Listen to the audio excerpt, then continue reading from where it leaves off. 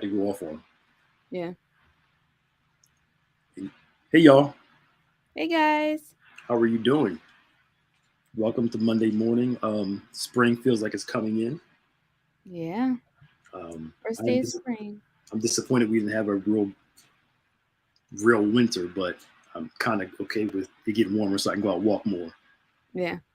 You know, I feel like I tried. Last week was weird because it was like it was really cold. warm and then it got really cold, like within a day or two of each other.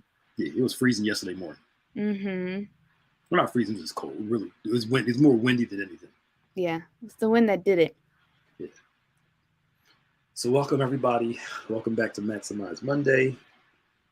Every Monday at 12 noon, we are here discussing pertinent topics. Uh, Whatever comes up, we usually don't know what we're going to talk about until we start talking. Because Yeah, no different.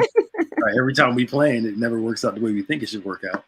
Um, but we are in the month of March, and Easter's coming up very soon, Yeah. April the 9th, I believe. Mm-hmm. We're excited because we're having our first in-person Good Friday service. Yeah. On Good Friday, we got all our protocols still in place and all that good stuff. So we will be here uh, on Good Friday, 7 last word service. Promise not to try to keep you all night as we celebrate our first time back in the building um, for Good Friday service this year. Then, of course, Easter Sunday, one service at 11 a.m. And we're just glad about what God is going to do as we get ready to worship, as we fast during that particular time from Good Friday to Easter Sunday, Mm-hmm. as well as we get ready to sow our first fruits um, on Easter Sunday, our resurrection seed. Trusting and believing that God's going to move. He'll be honored and worshiped with our gifts of love and appreciation. God will begin to resurrect some things, move in our lives. Always remember, love gives and faith receives. So we give out of love, we receive by faith. I believe that's something that we, um, not to say we don't give out of faith and receive out of love, but the Bible talks so much about love being revealed in our ability to give. And as we give out of love, we also believe that God will honor that and will begin to, you know, bring it, bring a blessing into our lives to work with the first fruit and all that good stuff. Absolutely. Back to us. Anyway, how you Yeah. doing, Mike? And if I can, I just wanted to share the theme for this year is heroes know when to die. Which I'm really excited for. And another thing that we'll be doing is we're encouraging everyone to dress up in their camouflage as we anticipate the word that Bishop has for us under this theme. So, like Pastor Nick said, that's all happening on April 9th, Easter Sunday at 11 a.m. And we hope that you will join us. Yep. I'm trying to find all my camouflage dresses and everything else that I can do to participate. I just simply I found it's not a camouflage, but it's like a camel green, like an olive camel green shirt. It's a solid, because some military things are just straight up green, straight up brown. So I found a nice shirt that's just kind of like an olive camel green. Mm-hmm. I'll work with that. I wanted something I'm gonna wear again, and I don't usually wear fatigue. Very true. Very true. Yeah, like I don't want to spend money on something that I'm only gonna wear one time. So I found, I'm cheap. Sorry. So Finally, he admits it. I ain't gonna lie. If I can't wear it more than once, I'm not trying to buy it. Yeah. Unless I find something that's a very good price. Hey, Kife. Hi, Kaijo. Holly, how are you, Holly? Hi, everyone. Welcome, Holly. So God bless y'all. So we do have a question before we get started, and maybe this could actually be this could be a good topic to talk about. So, Kaijo asked the question. I have a question. I was reading over my Bible verses and wondering, out of all the disciples, what was it about Judas that Satan was able to get to his heart and get him to betray? What's wrong today? Betray Jesus. Could you answer this? Why Judas? Well, great question. Few ways we can answer this question. First off, without getting too complex and into the weeds, I don't like some branches of Christianity believe that God has chosen some for heaven and the rest are basically doomed to go to hell because they weren't chosen by God. I don't believe in that. I do believe that God gives people choices and he also understands how he works. So when the Bible says that God hardened Pharaoh's heart, Mm. did God actually harden his heart? No, God didn't harden Pharaoh's heart so he couldn't listen. Pharaoh's heart was already jacked up already. And God gave him a choice each time. Mm-hmm. And every time he rejected that choice, his heart got hardened. So it's not like God doomed Pharaoh to, this destruction. When it talks about God hardening his heart, is God put him in, he was in a position where he knew he was going to reject him anyway. He was asking for stuff that he knew Pharaoh was going to completely let go, and it continued to harden his heart over time. I don't believe that God dooms people to hell and only elects some to salvation. He would that all would be saved, all would know him. I can go to more detail, but I don't, time to go into the whole doctrine of election, truth, and all that stuff. But there was this promise of this betrayal. And when you notice Jesus, I believe in Luke's version, when Jesus chooses the 12, it says, and Judas, the one that would betray him. Right? So a part of that was to fulfill prophecy. You don't choose your own Judas. It's foolish. You don't choose somebody and you'll be close to you that you know is going to betray you and hurt you. That was a fulfillment of prophecy. Mm-hmm. Now, was Judas doomed? Now, there could be some controversy about this. I'm just telling you my opinion. I believe that Judas could have chosen another way, but he chose not to. There was a thief in Judas, the deceptive side of Judas's heart that made him open to that level of betrayal. Because all of the disciples at one point in time, either left him at the crucifixion or thought about walking away. Jesus, Jesus, one of y'all gonna betray me. They're all like, who you talking about? Which one? Judas, the Bible says, the heart was already there. He already went to, when he was stealing the money. And you see this. It's interesting. I'm sorry, man. No, you're good. You're good. I know you're happy I'm talking. You ain't got to say nothing. Oh, but gosh. Yeah, I'm willing to be, somebody come at me on this, but Judas was stealing money from Jesus, right? One time, when the woman comes and breaks the alabaster box, Judas says, he tries to get altruistic. Why are we wasting this perfume? And we could have sold it and given it away to the poor. And Judas was not interested in giving that money away to the poor. He wanted it for himself. Mm-hmm. Jesus corrects him. So Judas has an issue of not being able to manage offense, right? He can handle correction. Judas is somebody that you love, right? Somebody you let in, but they don't allow themselves to be. Wise people will allow themselves to be corrected, be upset, but still not betray you at the same time. Mm-hmm. Judas, on the other hand, is so sensitive to rejection and so sensitive to correction, they find it offensive. Often because you call them out on their wrong, and they're mad that you're calling them out on what they're already wrong about. Mm-hmm.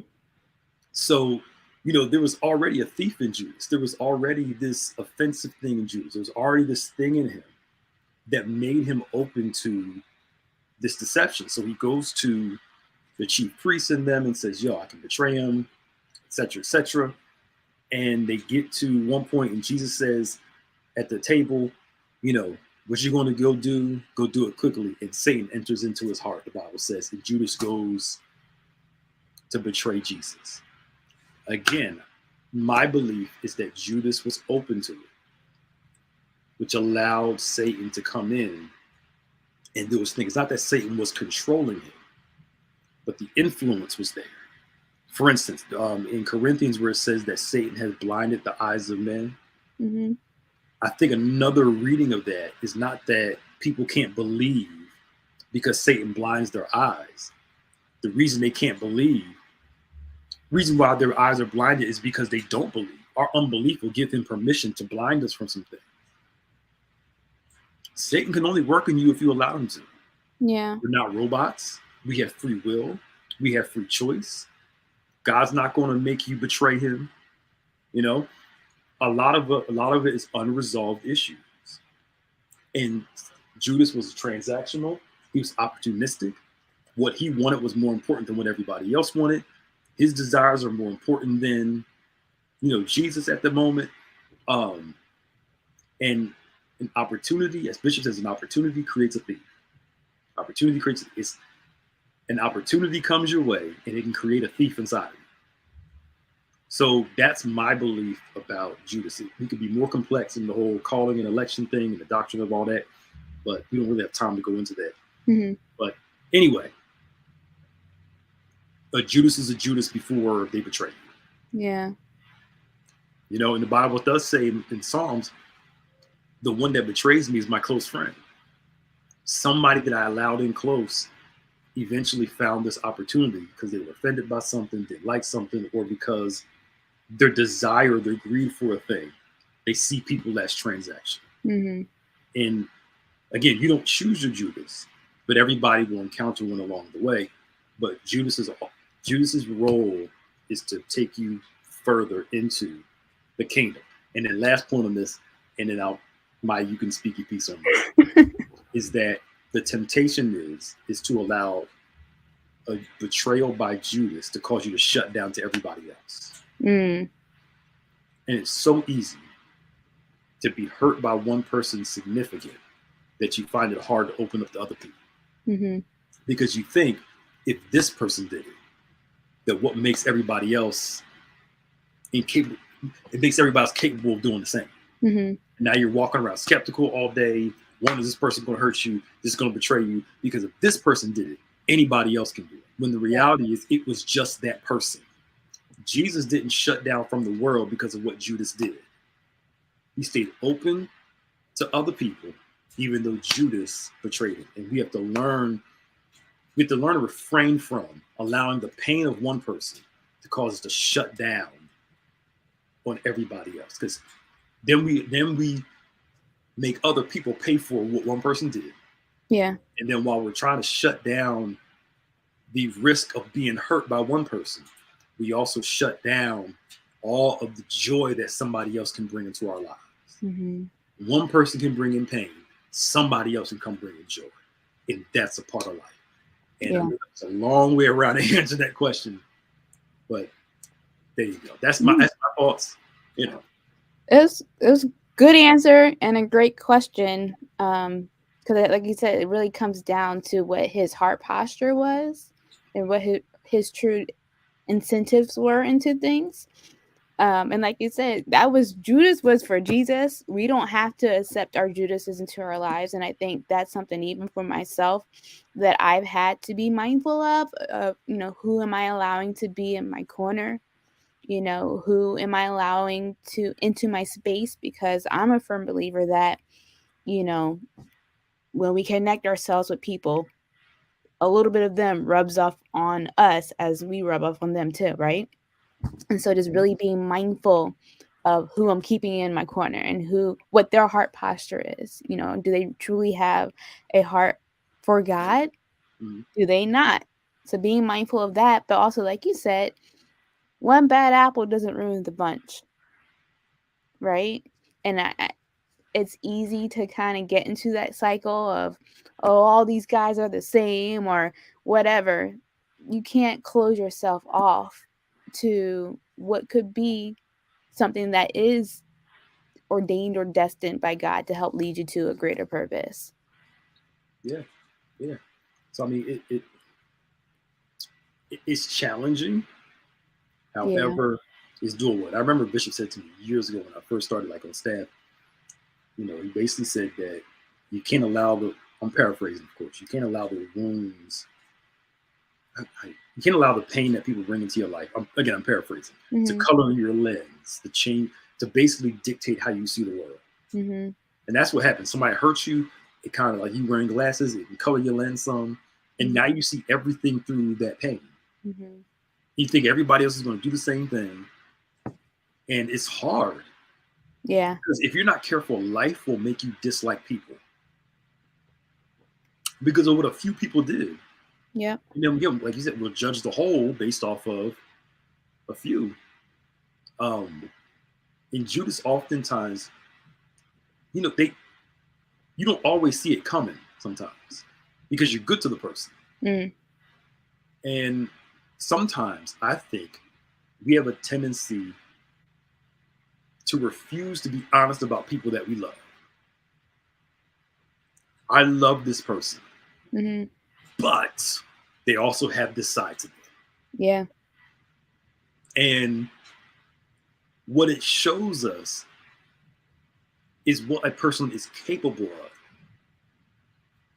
Now, let's not get down into the weeds in this, but something I was thinking about, I think when I was driving the other day, I don't remember.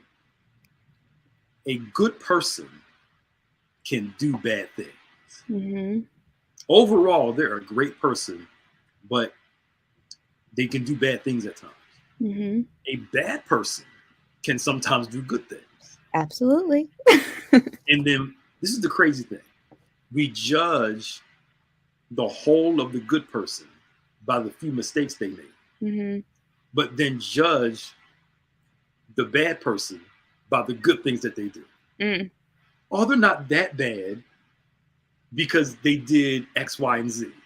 They did 50 things crazy, 5 things good, and we pay attention to the 5 and ignore the 45. Mm. A good person will do 50 things right, 5 things wrong. We'll say, see, I knew I couldn't. They did these 5 things and completely ignore all the 45, not to excuse the 5. Right. But you see how our thought automatically goes towards justifying the good and bad people. Yeah. And then trying to hold on to the bad in the good person. Right. We don't give people the time to see, is this person a wheat or a tear? Mm-hmm. They both look the same. Is this person good for me, or is this person bad for me? And only time will really tell, which is why it's important to take your time. Mm. And give grace to good people, but also be aware of what they're capable of and keep that in your mind. Yeah. Because that capability shouldn't rule your life. It just should give you some understanding that this person that I thought was this is capable of this. Yeah. I'm sorry, that was no, it's very true. And I think circumstances, definitely come into play, but I think it also requires some introspection into, okay, what is it about me that is being drawn to this person, seeing the bad things and being able to justify it? Mm-hmm. Where is it that I can align myself with them? Is that something that needs to be addressed in my own life? Yeah. Because I think too, like you said, we can put on those rose-colored glasses and see the good, or negate the bad that you see them doing to other people. Mm-hmm. And then when it comes down to yourself, it's World War III. I didn't know they were like this. How could they? They did it to everybody else. Had your glasses on. Yeah. So what crazy thing. Go ahead. Sorry. Go ahead. Okay, what was it about yourself that made it okay then? Mm-hmm. We had that crazy thing of thinking they did it to everybody else, but there's something so special about me, they'll never do it to me. Mm-hmm. But you saw them do it to everybody else. The other thing I think, I'm glad you brought it up, about what's in us. I know people who gravitate towards the worst because that's how they feel about themselves. Mm. So they feel like the outcast. They feel like the black sheep. They feel like so-and-so. So they gravitate towards those same type of people to justify something about them. Mm-hmm. Never asking the question, if this person's the black sheep of the family, why are they the black sheep of the family? Maybe there's a reason why. Yeah. Nobody wants to go out with this person or hang out with this person. But no, no. If everybody feels the same way about this individual, it can't be everybody. But sometimes because we feel bad about us, we go towards those people to try to find some justification in us. Mm-hmm. And I'm not saying that you got to discard everybody or not be nice to everybody. Right. But what's in us that keeps us going towards those people? Why are all these relationships always failing? It can't be everybody else. It's got to be something in us. Yeah. But life will teach you a lot about people if you pay attention. And some of it's disappointing. Some of it's disappointing. And again, it's not that you become super skeptical of everybody or afraid, but every relationship goes through ups and downs. Some you got to disconnect from. And people grow, people evolve, people change. Yeah. And we got to give people the space to not justifying wrong. Not saying that. But all I'm saying is people reveal themselves, and that tells you how you need to respond to who they are. Mm-hmm. You don't trust me like that? Not really, because of X, Y, and Z. You showed me what you're capable of. Yeah. It happens. Growing up, I was talking to my cousin while we're away. She's grown now. And I said, sometimes being an adult stinks, doesn't it? She's like, yes. I was like, these kids do not know. I don't know. She's in her early 20s. I said, being an adult stinks sometimes. You like the freedom of it, but everything that comes along with it. Mm-hmm. Things become more important. Ramifications are bigger. You start paying attention to stuff, and it's not always as easy. Becoming more aware of the world. Yeah. As it really is. Woo! Yeah. No, it really makes you think. And, sometimes still trying to find forgiveness in all of this. That could be a challenge too. Mm-hmm. And that can be a hard thing to deal with, especially when, that's what we're called to do, is to be able to forgive. Mm-hmm. Yeah, not forget. Yep. Forgive. Forgive. Well, forgive. What we want to do is we want to mess up and expect the person to completely just trust us all over again, act like everything is fine. Mm-hmm. I'm at that point in my life now where it's not fine. I'll be nice, but don't act like we're all great friends if you know we're not. Don't do that. Yeah. I'm like, you don't have to do that with me. I'm crazy enough now. I'm old enough now. I'm like, you don't have to do. You don't do that. Don't. Just keep it where it is. Let's be cordial, but don't act like this is more than what it is, because it's not. Mm-hmm. Mm-hmm. Keep it real. Keep it real. Yeah. You can't treat people wrong and then think everybody's going to be completely. Well, some people are used to that. They're used to people ignoring their behavior. Mm-hmm. Ignoring what they do and act like everything's okay. So they try to they know they're wrong, but they just act like it never happened. And what do? We enable that by acting like it never happened too. Mm-hmm. I say you don't forgive or move on, but no, this did happen. Oh, we so close. No, we not. We got to talk first. And I'm realizing people don't do that. People don't talk. They don't talk about these things. Like you said, they skirt it under the rug, or because they don't like the confrontation. Mm.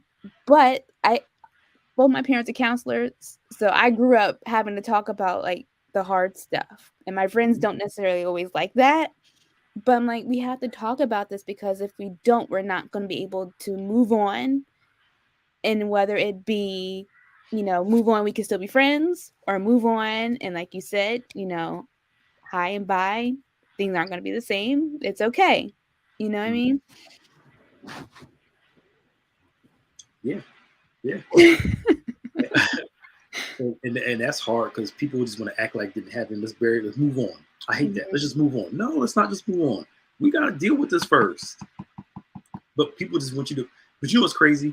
They usually want you to move on when they're in the wrong. But when you're wrong, they don't want to just move on. We got to talk about this. I need time. I need space. I need to heal. They want all when they're the ones that got hurt. They throw this whole dramatic thing. Yeah. But when they're the guilty ones, I said I'm sorry. Let's move on. It ain't that deep. It just. But when you hurt them, it's like the end of the world. They don't know what to do and just. No. Have you? Well, I'm imagining you've never seen America's Next Top Model with Tyra Banks, but I just had her. I rooted for you. I rooted for you. I know. Wasn't she mean on that show? Huh? Wasn't she mean on that show? Model reports and stuff. I don't know. I mean, I never watched this. So I don't know. All those reports came out. She was so mean. She was so this. She was so that. For that one situation though, she was valid. Oh, I don't know. I didn't watch it, so I really don't know why I asked the question. Okay. It was 12:27. Yeah, that's the other thing. But you're a Christian. You're supposed to forgive. I did forgive you. Don't mean we gotta be friends again. Being a Christian doesn't mean being unwise and foolish. I'm sorry. And maybe this is part of the problem, is that some people think forgiveness means that we're supposed to repeat cycles. No. I can forgive you and still not trust you. Yep. I can forgive you and we not have a relationship restored. The two are completely different. I can forgive you, completely move on with my life. Two are completely okay with it. Yeah. Anywho, it's 12:28, so don't forget. What's tomorrow night? Tomorrow night should be Link Couples. Yep. Who's doing that tomorrow? So we are with Pastor Corey Grice and his wife, who have a great message for us. And then on Wednesday nights, Bible study. We've been talking about purpose and leverage and all that good stuff. So if you haven't been paying attention to Bible study, definitely make sure that you join us in person if you're in the area. But if not, we're definitely streaming it online as well, because I've learned a lot from these messages. So I know that you guys will too. And then Saturday on Point Radio, Pastor Nick, Bishop, and a full day of worship on Sunday with our virtual online service at 8 a.m. and then in person at 11. Cool. All righty. Thank you all for joining us. We'll be back next Monday. Do you want to share a little bit about the Catch a Fire Drive real quick? Yes. So the month of March, we are collecting home supplies, new gently used coats, hats, gloves, as well as toiletries like, toothpaste, toothbrush, deodorant, all that stuff, socks, all those things. Make sure the socks are new. We don't want to use socks. That's nasty. Yeah. I'm sorry. I just. That's real. That's real.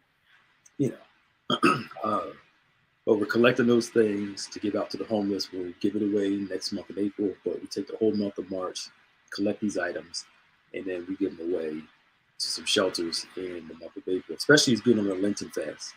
Part of fasting is being a blessing to people, serving the community, helping those in a time of need. So that's what we're trusting God to help us do during this particular time frame. So you can come to the church, drop them off in the bins, or you can give on our website, whatever platform you give on, click Catch the Fire, and we'll go and we'll buy the items for you. All right? All righty. If all hearts and minds are clear, we will see y'all next Monday for another Maximize Monday, 12 o'clock.